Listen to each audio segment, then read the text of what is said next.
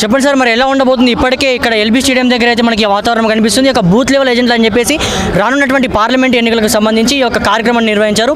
మరి ఎలా ఉండబోతుందంటారు పార్లమెంట్ ఎన్నికలకు సంబంధించి?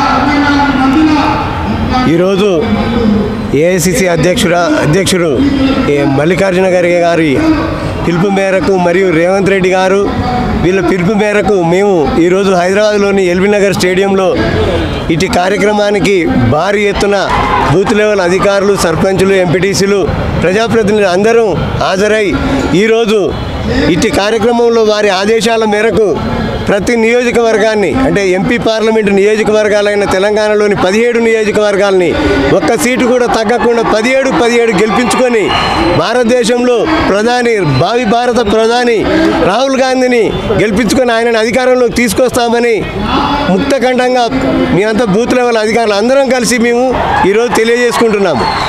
ఒక్క రోజు పిలుపు మేరకు ఇంత భారీ సంఖ్యలో లక్షల సంఖ్యలో ఈ కార్యకర్తలు వీళ్ళంతా ఇక్కడికి చేరుకొని ఈ కార్యక్రమాన్ని ఇట్లా దిగ్విజయం చేసినందుకు మేమంతా సంతోషపడుతున్నాం.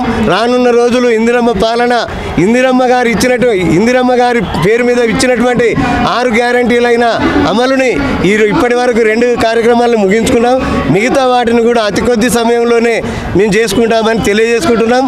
అదేవిధంగా ఇప్పుడున్న రాష్ట్రాన్ని, తెలంగాణ రాష్ట్రాన్ని కేసీఆర్ గారు వాళ్ళ కుటుంబం పూర్తిగా ధ్వంసం చేసి వ్యవస్థలన్నింటినీ నాశనం చేసి ఎక్కడ ఎవరు పోలీస్ అధికారులు కానీ పై అధికారులు కానీ మాట్లాడకుండా చేసిరు.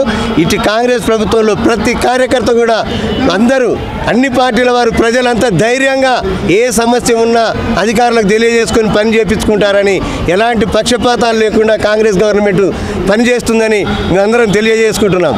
ఇటు పాలనలో ఎలాంటి భేదాభిప్రాయాలు లేవు. ప్రజలందరినీ కంటికి రెప్పలా కాపాడుకుంటారు.